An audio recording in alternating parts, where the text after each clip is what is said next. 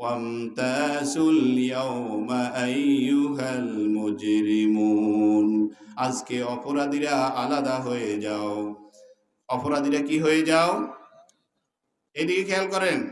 ধরেন আজকে এখানে যারা বসে আছেন না, ওয়াজ মাহফিল শুনতে আসছেন সম্মানিত মানুষ, এখন বললাম ভাই যারা ফজর নামাজ পড়েন নাই তারা আলাদা হয়ে যান, অবস্থাটা কেমন হবে?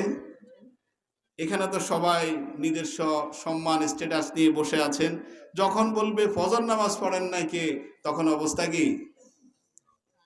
হ্যাঁ, খারাপ না?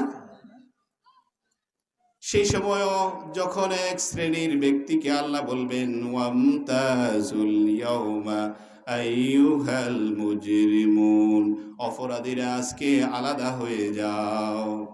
অপরাধী কারা? এখন জাহান্নামে যারা যাবে তারা জাহান্নামের কাছাকাছি আলাদা হয়ে যাবে, জান্নাতীরা জান্নাতের কাছাকাছি আলাদা হয়ে যাবে। এবার আমাদের মূল কাহিনীতে আমরা আসি। সূরা আরাফে আল্লাহ তাআলা বললেন কারা সেখানে কথা বলবে।